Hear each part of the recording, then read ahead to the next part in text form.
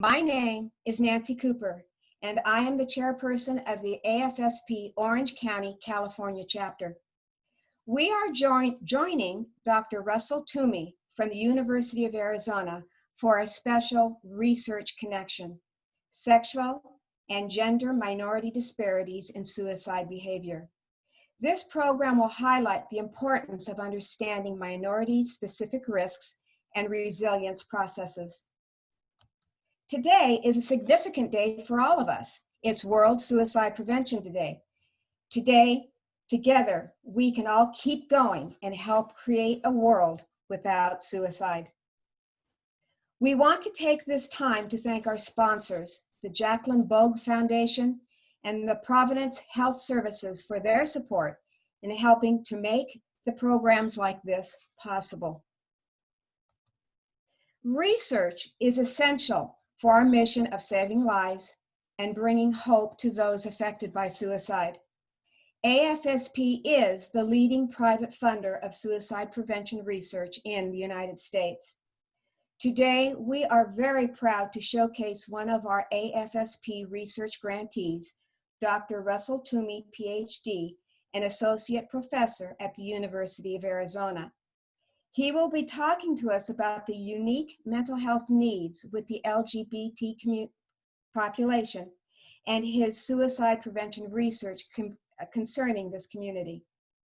Dr. Toomey is the recipient of the 2016 Society for Research Early Career Research Award and the 2017 University of Arizona Distinguished Scholar Award. He received his PhD in Family Studies and Human Development from the University of Arizona, and he completed an NIH-funded postdoctoral fellowship at Arizona State University in the Prevention Research Center and the T. Denny Sanford School of Social and Family Dynamics. This program today will include a Q&A that will offer all of us an opportunity to engage conversation with Dr. Toomey and his work.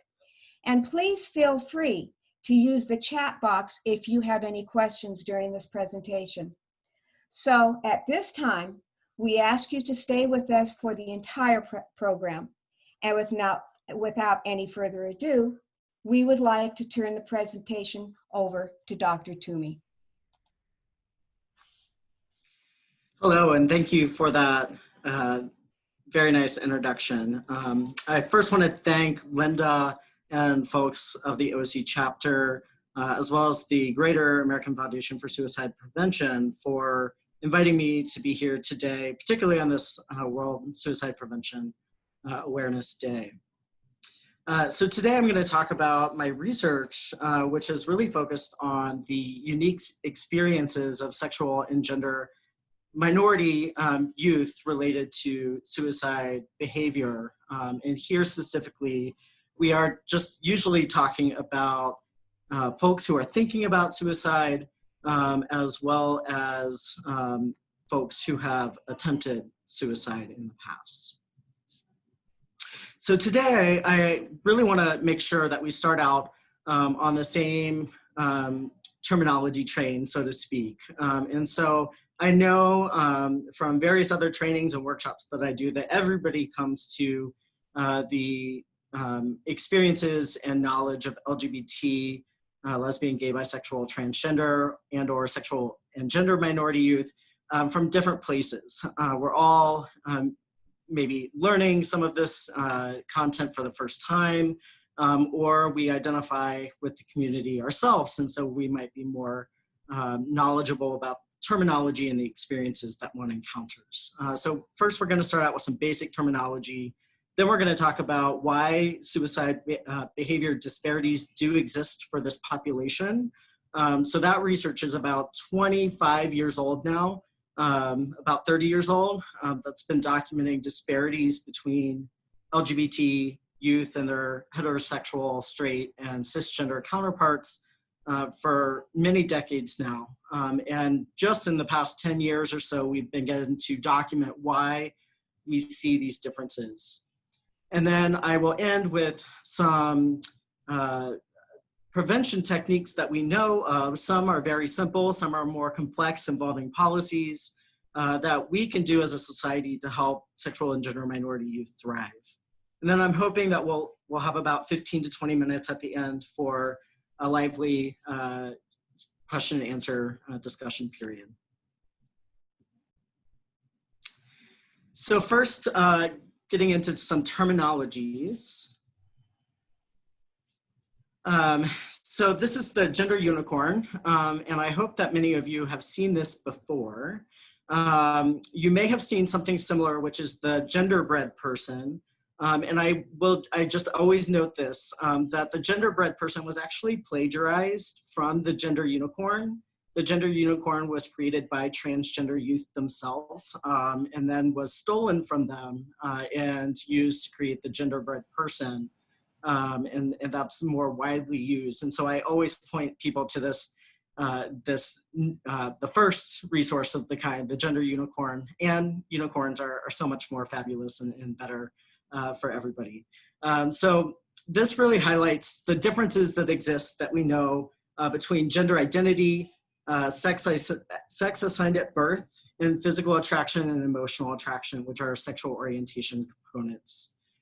So again, this is pretty basic, but gender identity is represented here by the rainbow, and it's really how one believes or identifies their is, what they believe is the best identifier or word to describe how they experience their gender identity. So for me, that experience is that of being male or identifying as a man. Gender expression then is how we share that with other people in the world. Things like our hairstyles, our clothing choices, our mannerisms are all different components of gender expression. And these, in our society and in most other societies across the world, these are seen as either feminine behaviors or attributes or masculine behaviors. And then of course we have this other down here where there may be some agender or non-gender or gender inclusive type clothing or hairstyles that really are meant to kind of capture feminine and masculine all in one.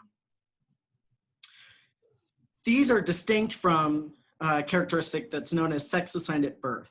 And if you're paying attention, and I know that you are because you're in California, we're actually receiving the smoke from the wildfires here in Tucson, Arizona as well.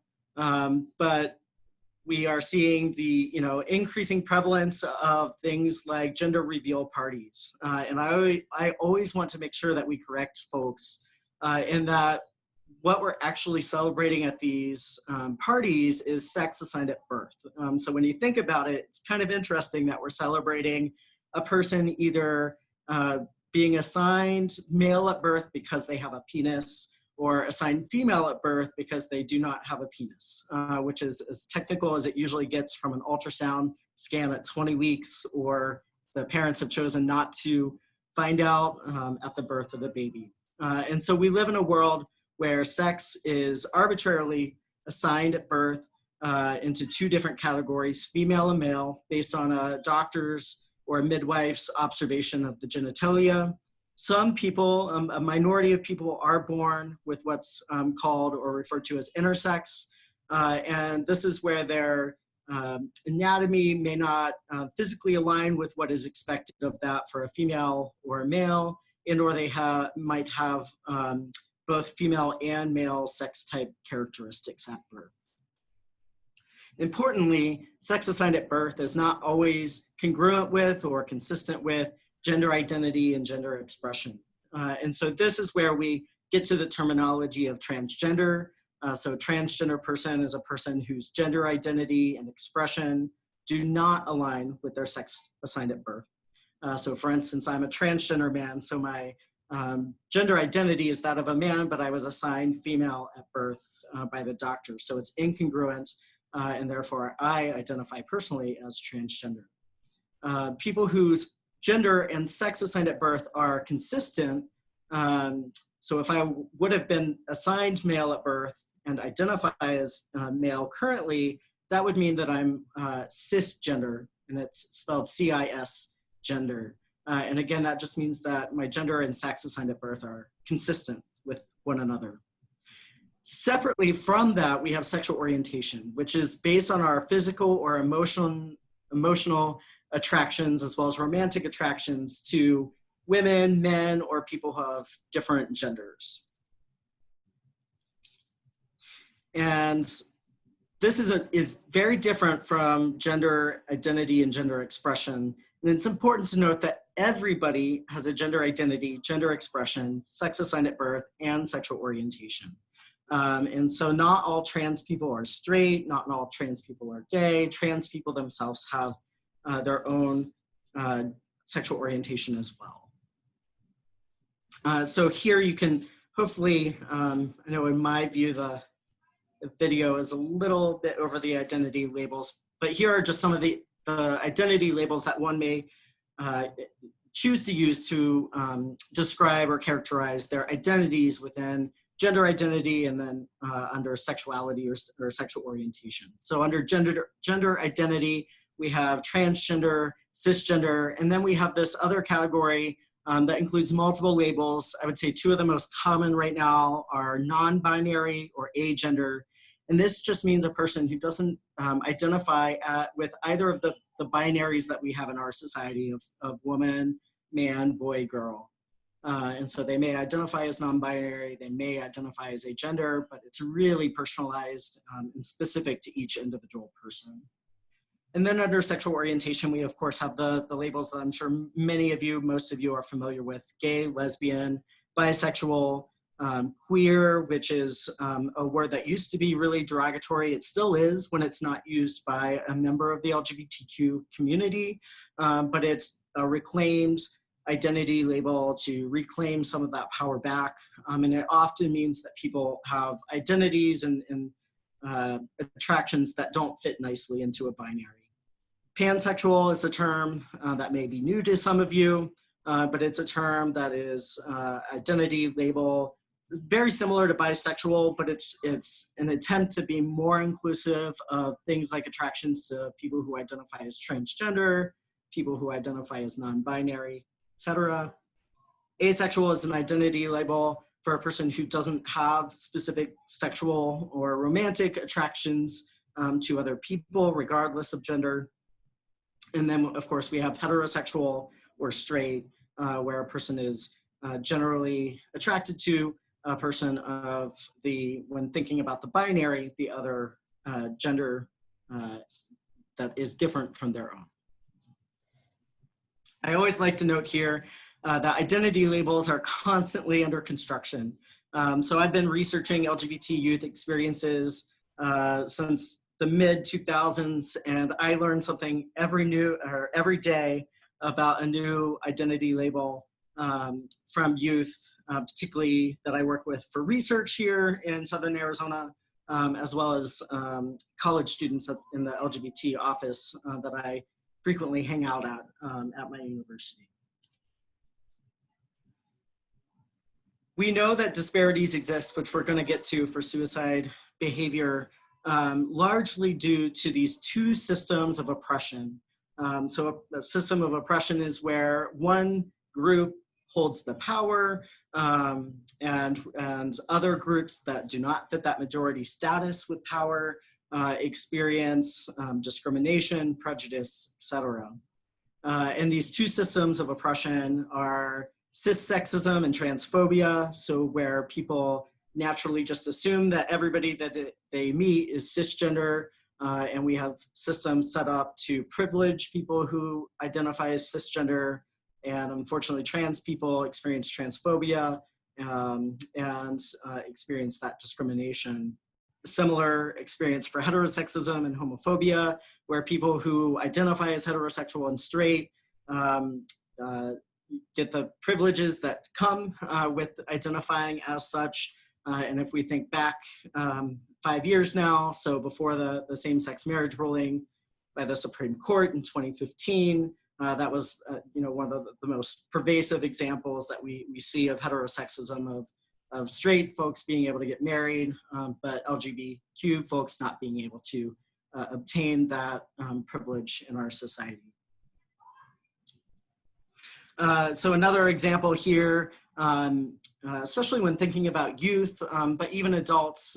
For health insurance, for example, transgender people in many states have limitations that limit what medical procedures they're able to access due to transphobia and cissexism.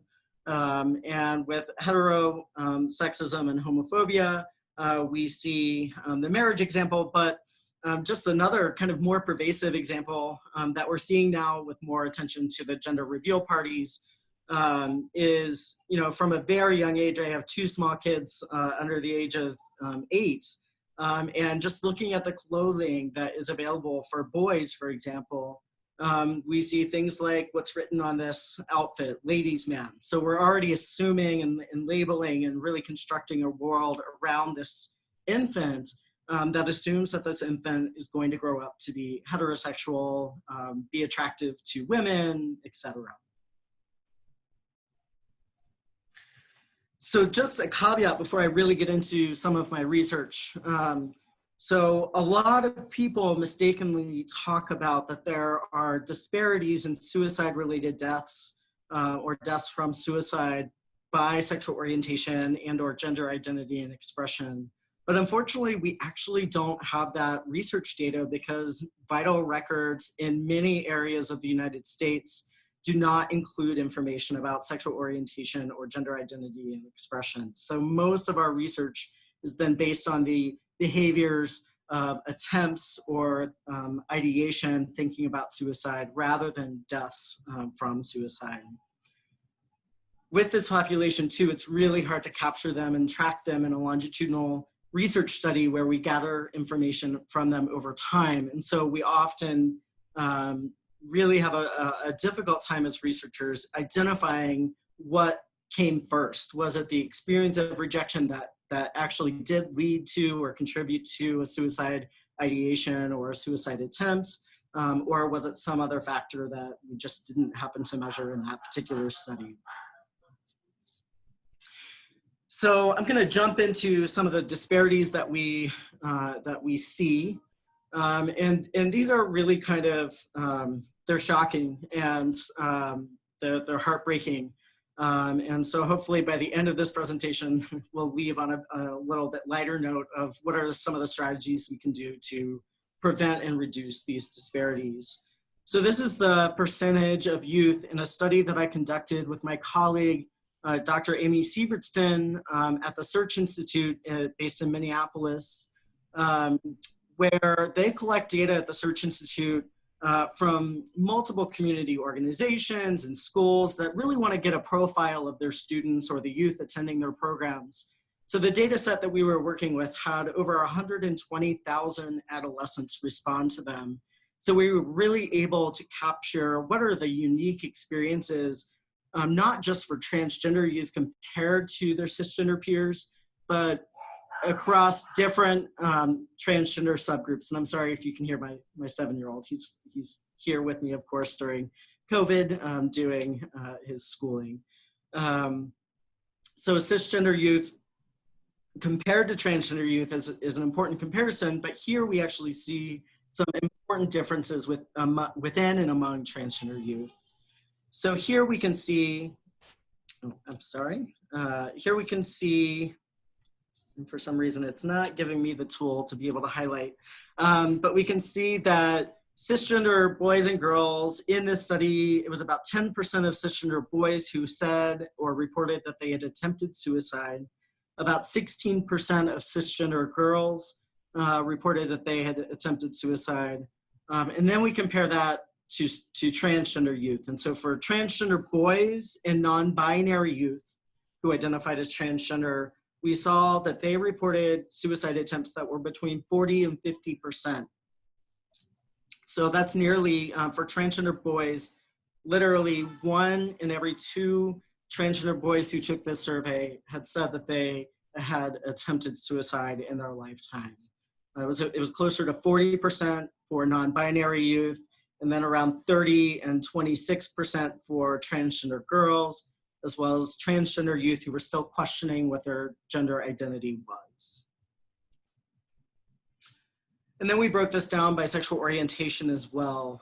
So again, we can see that heterosexual youth or straight youth reported just over 10%. I think it was like 11.5% have reported that they had attempted suicide in their lifetime, compared to about 25% who said that they were mostly heterosexual. This term actually, it's kind of an interesting story, didn't come around to be really included in research until after Katy Perry's song about I Kissed a Girl and I Liked It. So it's about that population of youth who, of young people, of adults even, who identify mostly as straight, but may engage in sexual or romantic experiences with a person who shares their gender identity. Bisexual youth were about 50%, so very similar to transgender boys in terms of their prevalence of suicide attempts. And then for lesbian and gay youth and youth who identified as mostly lesbian and gay, that percentage was around 40%. So again, very stark, very heartbreaking realities that we demonstrated that are not that different from the prior 20 years of data that we have on LGBT adolescents. What we were able to do in this study, and I should mention too that the study was funded by the American Foundation for Suicide Prevention, we were able to look at within these populations, what are the differences among groups.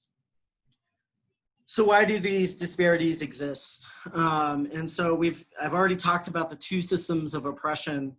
We really see in the research literature what some of the most common experiences of oppression are for LGBTQ youth are victimization, bullying in school, rejection. Mostly that is studied from the perspective of experiencing parental rejection or family rejection after coming out to one's family, exclusion, bias, feeling isolated, feeling removed from community, or feeling a burden. And we see this a lot with transgender youth in the research literature, that trans youth really feel like they're a burden to others, that others have to accommodate them.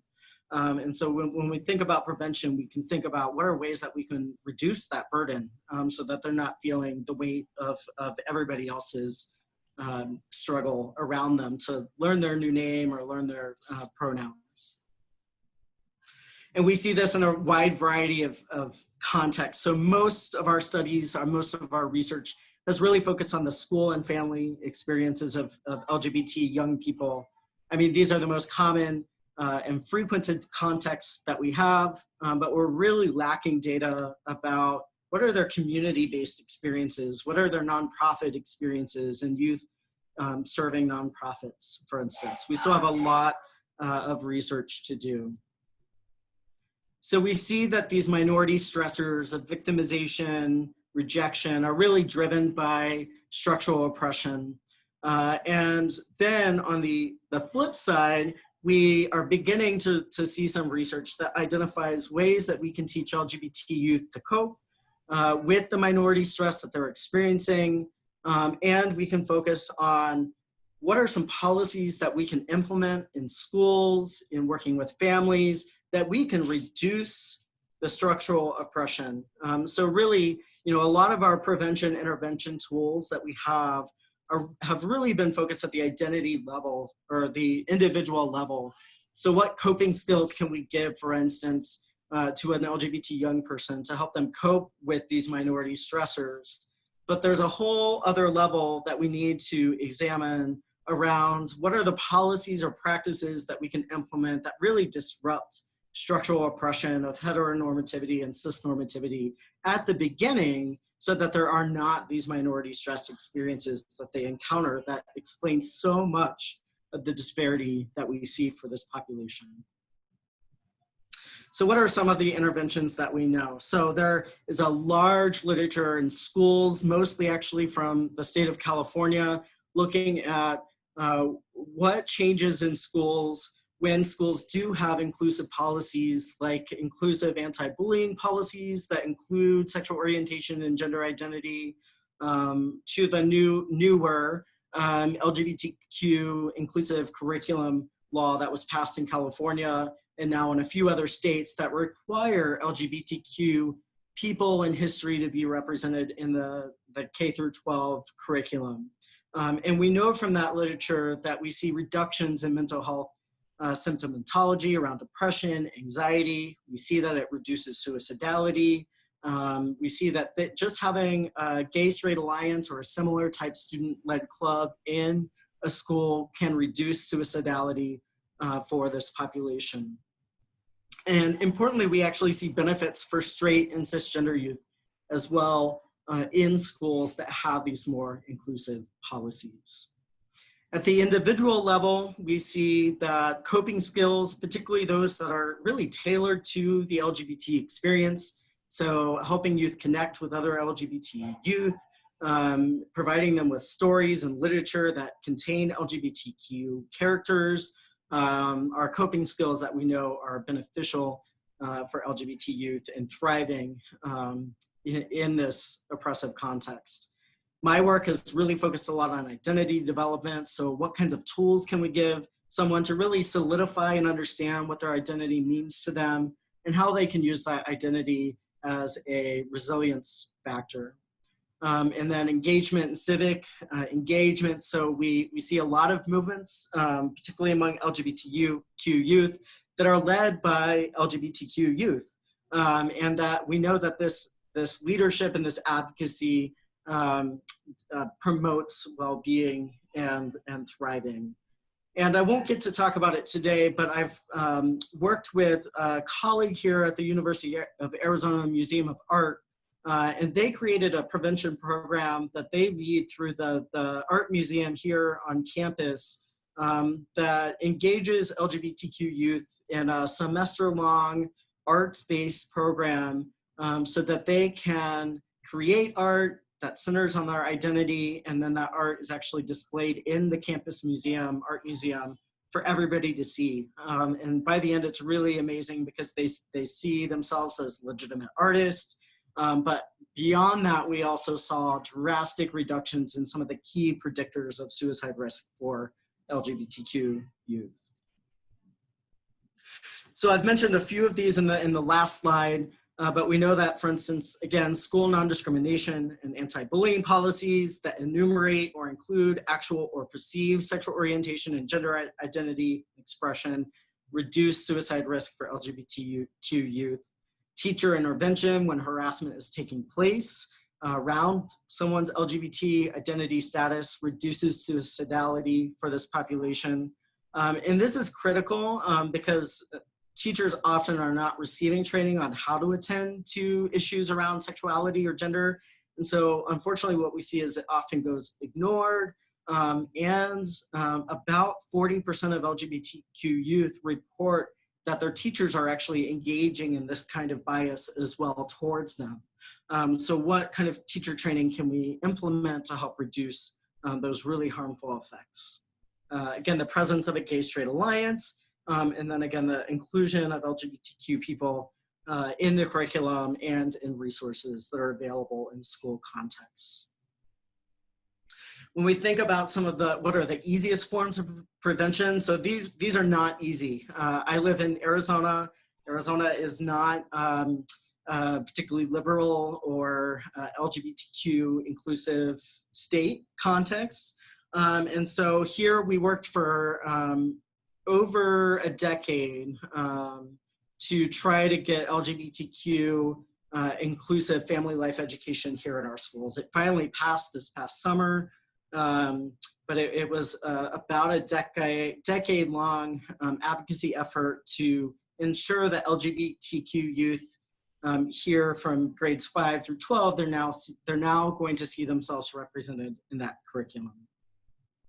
So easy prevention is using a transgender person's name. So my colleague, Stephen Russell, who's at the University of Texas at Austin, and one of my former mentors, did a study and found that by simply using a transgender youth's chosen name, so the name that they want to be referred to by at work, at school, with friends, and at home, reduced depression symptoms by 71%, reduced thoughts of suicide by 34%, and reduced suicide attempts by 65%. So what I always try to share with people is that when you use a transgender person's name, it's just like referring to a person by a nickname that a person is asking you to refer to them by. So I go by Russ. My legal name is Russell. I prefer Russ. It's much more informal than Russell. And nobody usually has a problem calling me Russ instead of Russell. And so if we can just respect trans youth and call them by their chosen name, we see these drastic reductions in suicide attempts. The same thing for pronouns. So pronouns tend to be a little bit touchier for people, especially when we get to the third example here on the right of a non-binary person or agender person who may use they, their, or them pronouns rather than she or her or he or his for feminine and masculine identified people. But we know, again, very similar effects to name usage. We see these decreases in suicide attempts when we're just referring to youth by the pronouns that we're asking them or that they're asking us to use. And I will just say, just if you find yourself struggling to use they, them pronouns, there are great practice websites that you can just search in Google, practice gender pronouns, and sites will come up to give you sentences to fill out and to practice saying out loud to get used to hearing they and them pronouns used in everyday language to refer to a single person. And then finally, I wanted to end with some of the research, again, funded by the American Foundation for Suicide Prevention, that really focuses on the Search Institute's 40 developmental assets. So this is the oldest and most widely used positive youth development framework. And it really draws on the knowledge that these are 40 different assets that youth can have to help them thrive and succeed in life. And so these are developmental experiences and supports that are in use everyday contexts, or that we can try to advocate to be in use everyday contexts that we know from decades of research now are the kind of 40 key things that youth need to thrive. And this is regardless of sexual orientation and gender identity. So for sexual and gender minority youth, we know, again, that all youth need these assets, and that includes sexual and gender minority youth. Everybody can build assets with sexual and gender minority youth. So in the work that I do that's really focused on prevention at the individual level with people who are interacting with sexual and gender minority youth, one thing that I always try to say is I'm not trying to change anyone's religious beliefs or personal attitudes. We're just trying to change behaviors about how one interacts with a sexual or gender minority young person. So you can still be respectful, you can still try to help that youth thrive, even if one's religion doesn't necessarily agree with a person's sexual orientation or gender identity. Relationships are key. We know this from not even just decades, but centuries of research with families and youth, that really social relationships are the key to thriving, which is what makes our current COVID-related situation so difficult, because we're all craving, I know I am, and I'm sure that you all are, craving those social interactions that we used to take for granted every single day, just popping into my office next door neighbor's office to say hey and ask how things are going. Relationships are the fundamental aspect of our society. So asset building is an ongoing process. We have to start somewhere. We can build these assets. We just have to put effort and resources into it. Consistent messages are important around sexual and gender minority youth and well-being, and intentional repetition is important of these assets. So assets aren't just something that a youth can get one day and check, it's done. It needs to be consistent, and it needs to be intentional throughout their life course. So some of the assets are really characterized as being either internal assets, those within that we can help foster within a person, versus external assets. And so internal assets include things like how academically engaged is the young person, what are their values around caring, integrity, social justice, responsibility, And then what are the core skills they have around social competence? So their social emotional skills, their planning and resistance skills, particularly when we think about adolescence and how can they resist going along with that peer pressure that we know is so heightened in middle adolescence. So these are the internal assets, and then the external assets are things that we get from our context and from those around us. So family support, communication in families, parental involvement in school, other adult relationships like mentors, and then the larger context. So is my school, does it have a caring climate? Do I feel safe when I go to school? And do I feel that my teachers and everybody else in my school cares about me and cares about my peers? Does my community that I live in, do they value youth, or do they see youth as a problem? Do they see youth as just troublemakers or things that have to be cared after, or do they really value the voice and the contribution that youth really can make to their communities? Boundaries. Do my family set up concrete boundaries and enforce rules and provide rewards when I'm following those boundaries? What about school? What about neighborhoods? Neighborhood is really about, are there other adults in my neighborhood that care about me and that are watching out for my back in my neighborhood? And then finally, extracurricular activity, engagement. Are there activities in my school, in my community, that I can be actively engaged in? Even if it's things like music lessons, these are considered activity engagement. So what we see, unfortunately, from this research is that, consistent with the disparities of suicidality, we see that sexual minority youth and gender minority youth, which we'll see, have less levels of access or report lower levels of assets and have less access to these assets compared to straight or heterosexual youth. So bisexual, mostly lesbian and gay youth have lower levels of academic engagement. They have lower levels of planning and resistance skills. There are some differences within LGBT youth, but compared to straight youth, you can see all of these bar lines are in the negative. So that means that they're reporting lower levels of planning and resistance skills and social emotional skills. Here we see, again, not surprising based on the other research that exists, that LGBTQ youth have lower access to family support. Their families are less open with communications around them. They have less access to mentors or other adults in their life, and they have less involvement in school compared to straight youth. Again, these disparities are the same for gender minority youth when we compare them to cisgender youth, but they're actually more drastic. So transgender youth are really one of the key populations that we need to target for prevention, intervention, resources compared to cisgender youth. So again, across all of these assets, and I'm going to kind of click through these quickly, we see these disparities in access to these assets that we know from, again, decades of research are just critical to thriving for youth.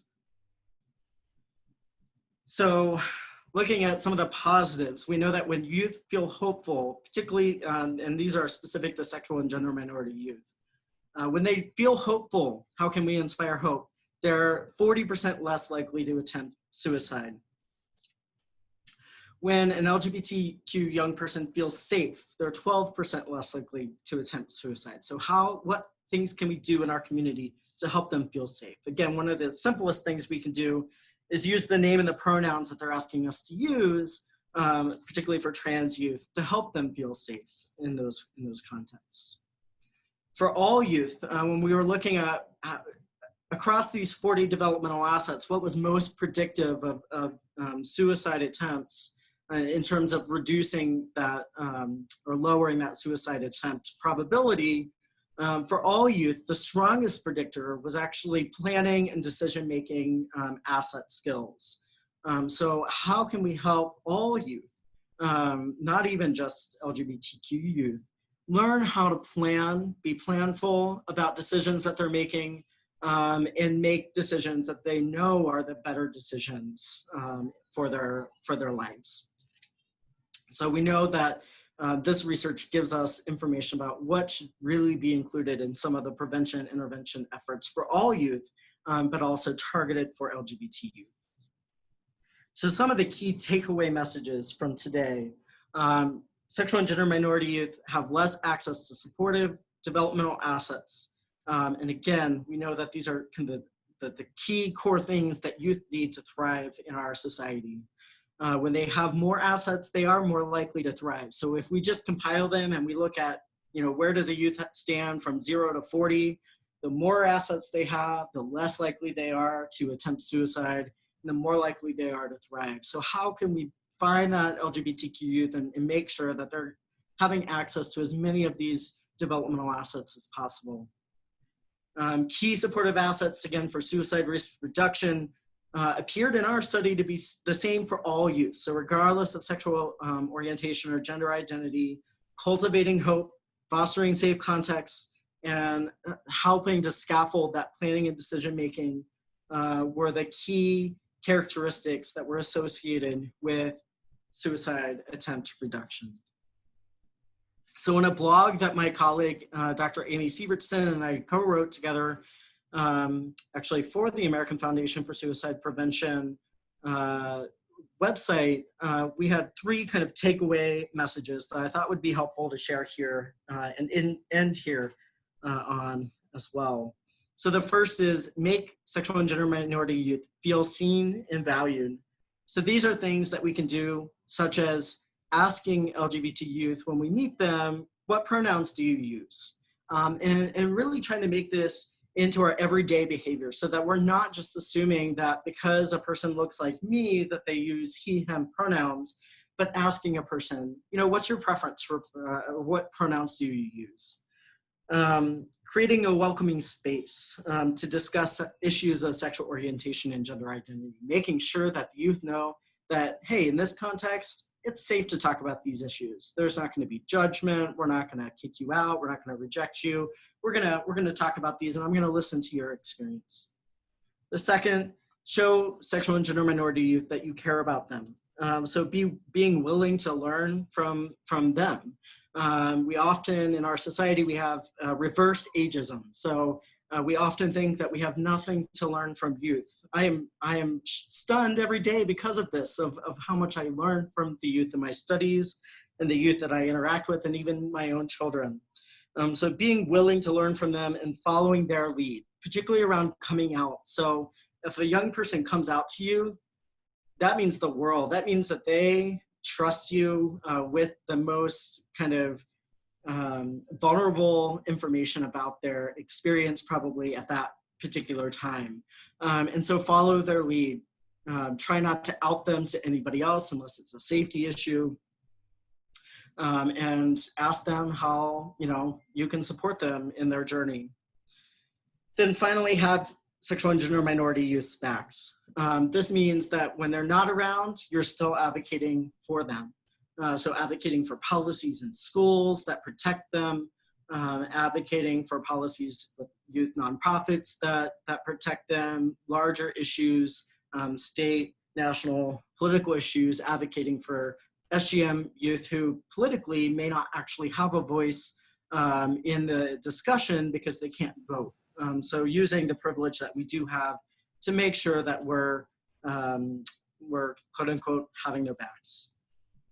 So I want to end by thanking first the American Foundation for Suicide Prevention, which without the support of the research grant that we received, we would have not been able to do that fantastic research that we contributed. My colleagues at the Search Institute, and my funding from the Francis McClellan Institute for Children, Youth, and Families, the slew of graduate and undergraduate research assistants that have worked on these projects with me over the past few years. And now I'm going to open it up for question and answer. And I'm hoping that we have a great discussion. I think we have about 15 minutes remaining. And so in the question and answer session, you should see, if you are not a host or a co-host, you should see a little blue hand in the participants box, if you open that up, that you can click, and that will let us know that you have a question or a point that you want to talk about. So thank you. Well, thank you, Dr. Toomey. I'm actually going to pop in because we received quite a few submissions directly sent to me. So I will start. These are fantastic questions.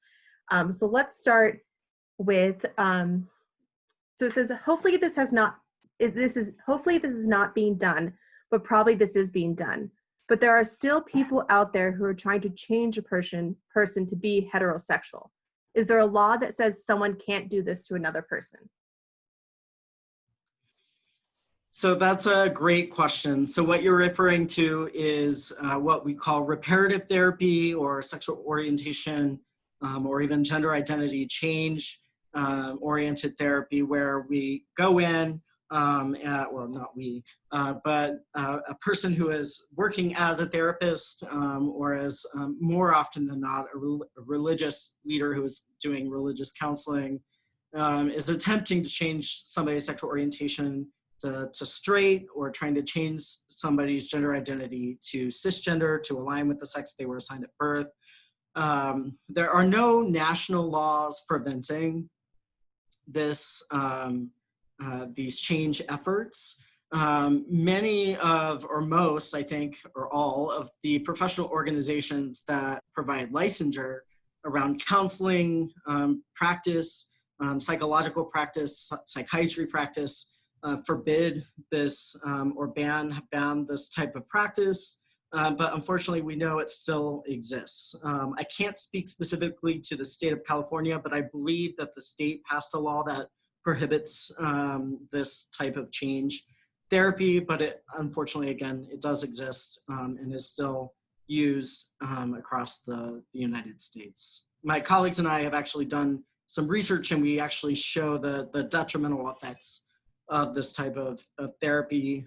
A, it's not effective. You can't actually change someone's sexual orientation or gender identity through therapy. But B, it contributes to, again, it's another factor that contributes to suicide behavior for this population. Well, thank you. And here's another one. As a straight cisgender person, is it appropriate for me to add my pronouns to my correspondence? Great question. Yes, and I encourage everybody to do so. So if everybody added their pronouns to their email signature, for instance, that would normalize it. It would be normal for us to know and to share our pronouns. That way, it's not just transgender people having to share that information so that they can be treated with respect.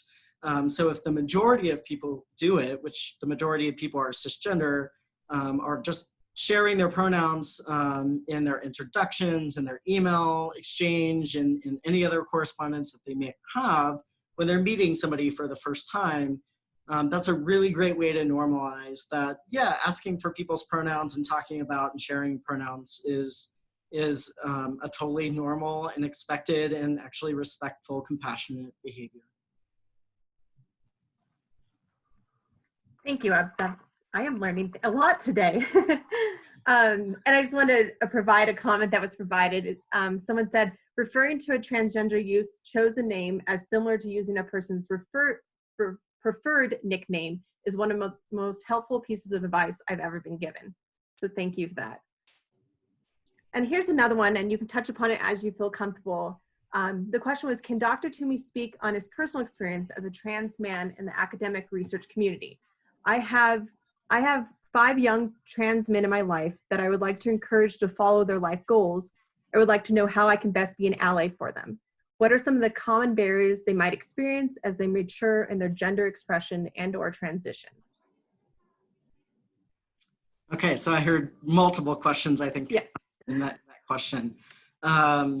So, you know, my experience, I'll start with the first. My experience professionally has actually been quite supported, and you know, I think I've chosen contexts where I know that I will be supported as a person who both identifies with the LGBT community as well as conducts research with and for LGBT communities. And the funding, for instance, from the American Foundation for Suicide Prevention shows that there are organizations out there willing to and who are funding this type of work. Personally, of course, I've had challenges and barriers along the way that most trans people experience with issues with family or issues with peers or classmates, things like that. But I think the skills and the support that can be provided by the person who asked the question to other trans people, it's the support. I wouldn't be where I am without the support that I've had along my journey from family, from friends, from other community members in the LGBT community. So that support, again, it all goes back down to that social relationships aspect. And so now during COVID, it's even more important for people who are connected to LGBT folks to reach out to them, to connect with them.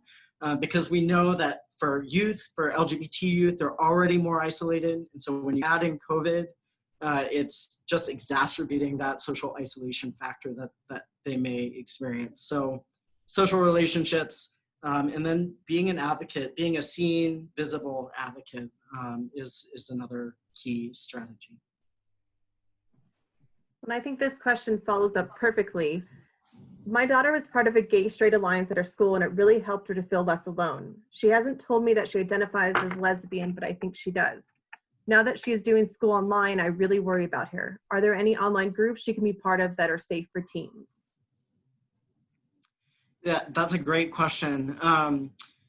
And props to the parent that sent in. It sounds like you're very supportive of your child who hasn't yet shared that information, but that you will be if and when they do share that information with you. And so there are several websites that may link LGBTQ youth or even youth who are active and engaged in GSAs together right now. So some of those are the GLSEN national website should and does have some information about how to connect with other LGBTQ youth. That's glsen.org, glisten.org. And then the Trevor Project is another great resource for LGBTQ youth and people who love them. And it's really geared specifically to suicide prevention for LGBTQ youth. And so they have a chat feature and a way to connect with other LGBT youth as well. So I would check out those two places and then encourage the school to, hopefully the school is still sponsoring the GSA and providing them with even Zoom links to be able to hold those meetings virtually right now while we're all hunkering down at home and trying to overcome this virus. If anybody has questions, feel free to raise your hand with those reactions. And if I see you, I will definitely unmute you. But until then, are there any guidelines for schools? And maybe this is, especially right now as we do try to form more networks online, are there any guidelines for schools to set up gay-straight alliance clubs? And do you know some GSAs that are working well and would be a good example to learn from? I do know that one of my local GSAs here in Tucson is meeting online, and they were just provided a Zoom link from their school, like every other club, to be able to continue to meet just virtually via the school's Zoom accounts. So, I mean, that would definitely be a strategy for every school to be, not just for gay-straight alliances, but any club that would meet regularly if we were physically in school. To be able to meet virtually is critical for that social support that youth can provide to one another. I mean, one of the struggles, particularly for LGBTQ youth, is that many youth come out at school first before they come out at home. So what we're seeing right now is that a lot of LGBTQ youth had to go back into the closet now that they're learning from home via Zoom. And so that would be, and we just actually, I believe it's available now on the Society for Research and Child Development website. It's srcd.org. I was part of a group that developed a series of different research briefs about marginalized populations during COVID and how we can support them. And so I helped co-author the one on LGBTQ youth. And that really talks about that youth need to be, we need to make sure that schools are reaching out to LGBTQ youth to find out what the safety plan is. So particularly for trans youth, helping teachers to know that they should be asking trans youth, okay, I called you this name while you were at school physically, should I call you this name virtually? Or do you have sibling in the background or parent working next to you that doesn't know that you use this name at school? So schools need to be really proactive right now in terms of meeting students where they are and making sure that they don't accidentally disclose a sexual orientation or a gender identity in a Zoom context, for instance, where a parent or a sibling may hear. I'm going to squeeze one more question in before we wrap up. Is the acronym SGM more inclusive than LGBT? Is it preferred? Yeah, so I think everybody has their own preference around this. I tend to use, when I write, I tend to use sexual and gender minorities because it is more inclusive. If we just use LGBTQ, it limits understanding to just the LGBTQ related terminology, whereas SGM is more inclusive of things like Two-Spirit, which is American Indian or Native American Indigenous youth may identify more with that language or identity.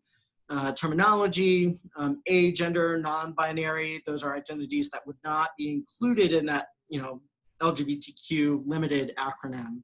And so SGM is more inclusive and does tend to be more preferred, but it really varies by region and the audience that a person is working with. Well, thank you, Russ, for your vital and important research and sharing with us today. And I think I can speak for all of us when I say that we've learned so much. And I, for one, am very excited about sharing this information with members of my community. So AFSP is dedicated to supporting the efforts to learn more about suicide prevention. And everyone could learn more at afsp.org/research. I want to thank you all for joining us today. You will be receiving an email and contact information and an evaluation form to fill out.